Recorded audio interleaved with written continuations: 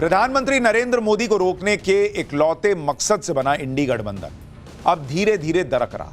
इंडी गठबंधन की कोई विचारधारा तो है नहीं, यह सिर्फ और सिर्फ मोदी विरोध के नाम पर बना। लोकसभा चुनाव के बाद इंडी गठबंधन की पहली परीक्षा हरियाणा में हुई, जहां वो बुरी तरह से फेल हो गए। अब महाराष्ट्र और झारखंड में भी इंडी गठबंधन के दलों में तलवारें निकल रही हैं। सिर्फ महाराष्ट्र और झारखंड ही क्यों, जितने भी राज्यों में इंडी गठबंधन का अस्तित्व है, वहां लड़ाई ही चल रही है इनके बीच में। उत्तर भारत से लेकर दक्षिण भारत तक इंडी गठबंधन के दल अपने फायदे के लिए दूसरे पर हमला कर रहे हैं। इंडी गठबंधन का आज की डेट में हाल यह हो रखा है कि महाराष्ट्र में सीटों के लिए इनकी आपस में लड़ाई चल रही है, सीटों पर समझौता ही नहीं हो पा रहा। झारखंड में तेजस्वी यादव नाराज हैं, आरजेडी कह रही कि हम अकेले लड़ लेंगे, नहीं चाहिए हमको सीट। बंगाल केरल में लेफ्ट नाराज है, अखिलेश यादव से कांग्रेस नाराज है। उपचुनाव में कांग्रेस और समाजवादी पार्टी में ठनी हुई है उत्तर प्रदेश के अंदर। कौन से बात का यह गठबंधन है, बहुत समझ में नहीं आता। किस बात का गठबंधन है? हर चुनाव में ये लोग लड़ते हैं, यानी जितने राज्य उतनी लड़ाइयां। इंडी गठबंधन के नेता ऐसे ऐसे बयान दे रहे हैं जिससे इंडी गठबंधन की पोल खुलती जा रही है। संविधान बचाओ, आरक्षण बचाओ जैसे नारों की आड़ में अपनी अपनी पार्टी बचाने की कवायद चल रही है। और सबसे ज्यादा घमासान तो महाराष्ट्र में मचा हुआ है। महाराष्ट्र में इंडी गठबंधन सीटों का बंटवारा ही नहीं तय कर पा रहा, और उधर बीजेपी ने इंडी का गेम बिगाड़ना भी शुरू कर दिया। क्योंकि महाराष्ट्र की राजनीति को लेकर जो खबरें आ रही हैं या चर्चाएं हो रही हैं, अगर वो सही हैं तो भाई इंडी गठबंधन का तो बुरा हाल होने वाला है। क्योंकि सूत्रों का यह दावा है कि कांग्रेस के सूत्रों का, वो भी कांग्रेस के सूत्रों का, वो ये दावा कर रहे हैं कांग्रेस के सूत्र कि उद्धव ठाकरे ने देवेंद्र फडणवीस से एक सीक्रेट मुलाकात की, और मुलाकात का प्रस्ताव उद्धव की तरफ से आया था, बीजेपी की तरफ से नहीं गया था। संजय राउत की अमित शाह से मिलने की भी चर्चाएं चल रही है मार्केट में। तो ये सारी अफवाहें हैं, लेकिन चुनाव के पहले इस तरह की खबरें क्यों उड़ रही हैं, इसको लेकर प्रश्न उठ रहा है। महाराष्ट्र का चुनावी मौसम इंडी गठबंधन में सीटों को लेकर तनातनी, और उस बीच ऐसी खबरें, हर कोई हैरान रह गया। हालांकि इन खबरों की पुष्टि ना तो कांग्रेस कर रही है, ना ही उद्धव ठाकरे की शिवसेना कर रही है। संजय राउत ने ये सारी खबरें बेबुनियाद बता दी। हालांकि कोई मिलता है इस तरह से सीक्रेटली तो मानता थोड़ी है कैमरे पर आकर के हाँ मैं मिला था और मेरी बात नहीं बनी। बीजेपी के सुपारीबाज लोगों ने यह खबर फैलाई, संजय राउत ये कह रहे हैं। जरा एक बार संजय राउत को सुनिए। ये खबर जो फैलाने वाले लोग हैं, वो लोगों ने बीजेपी की सुपारी ली है। मैं सीधा बोल रहा हूँ, बीजेपी और उनके लोग डरे हुए हैं हमसे, शिवसेना से, उद्धव ठाकरे से, माननीय उद्धव ठाकरे जी से। मेरा भी नाम घसीट लिया है। मैं आखिरी आदमी हूँगा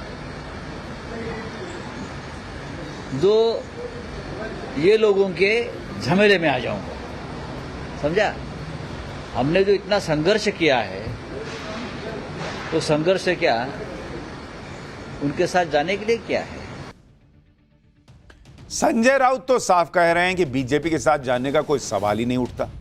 लेकिन सवाल यह है कि इस तरह की खबरें फिर बाहर कैसे आ रही हैं? क्या अपनी सीटें बढ़ाने के लिए प्रेशर पॉलिटिक्स का सहारा ले रही है उद्धव ठाकरे की पार्टी, या फिर जब उनको लग गया कि बीजेपी से अब ऐसा कुछ फायदा मिलना नहीं, बीजेपी अपनी शर्तों पर चल रही है और वहां से शायद डील नहीं होगी, तो अब तब इसलिए कह रहे हैं कि नहीं नहीं हम तो इनके साथ जाएंगे नहीं? क्या हुआ है, यह बड़ा सवाल है।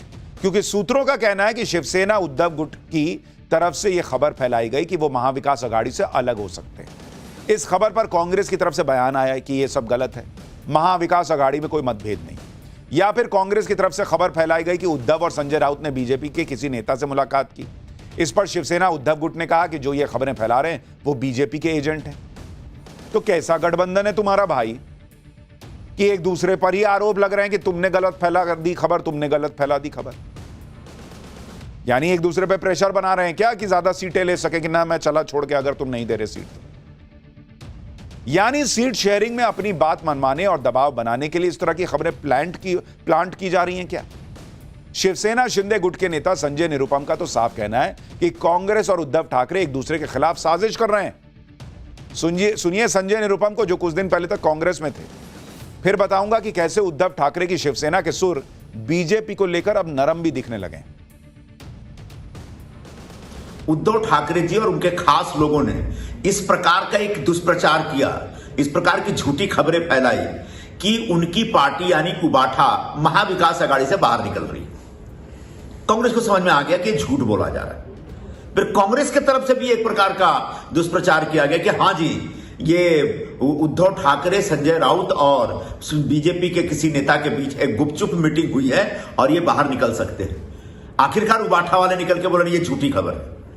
तो एक दूसरे के ऊपर, एक दूसरे के खिलाफ षड्यंत्र करना, एक दूसरे की पार्टी को कम आंकना, यह महाविकास आघाड़ी के तीनों दलों के बीच इस समय चल रहा है। यानी महाराष्ट्र में चुनाव से पहले क्या हो जाए कुछ कहा नहीं जा सकता बॉस, क्योंकि उद्धव ठाकरे की पार्टी के सुर बीजेपी और पीएम मोदी को लेकर लगातार बदल रहे हैं।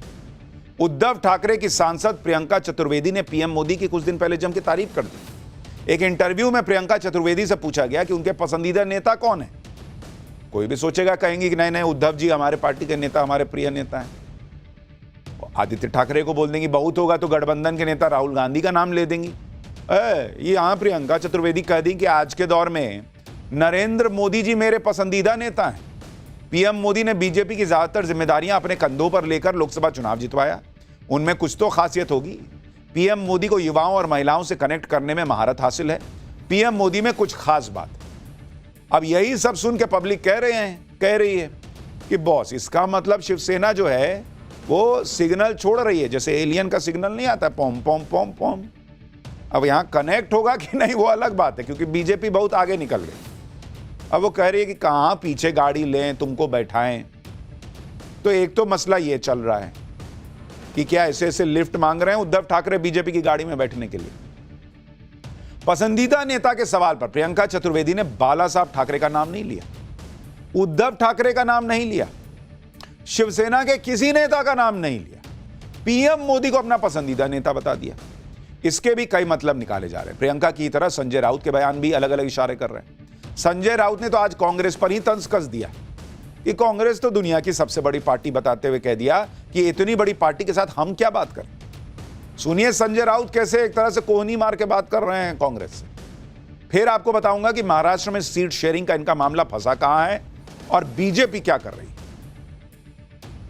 कांग्रेस एक राष्ट्रीय पार्टी है और भारतीय जनता पार्टी से भी बड़ी पार्टी है।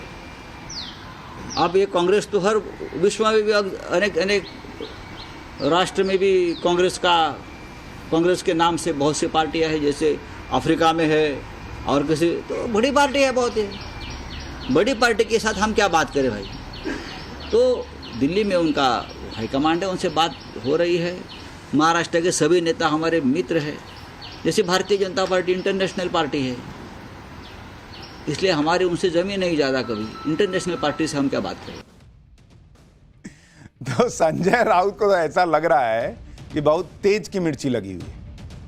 वो कांग्रेस को कह रहे हैं कि ये तो इंटरनेशनल पार्टी है, अफ्रीका वगैरह में भी, और कह रहे हैं बीजेपी इंटरनेशनल पार्टी थी इसलिए हमारी उनसे जमी नहीं। तो यानी कांग्रेस से भी नहीं जम रही है, वो भी तो इंटरनेशनल पार्टी आप बता रहे हो।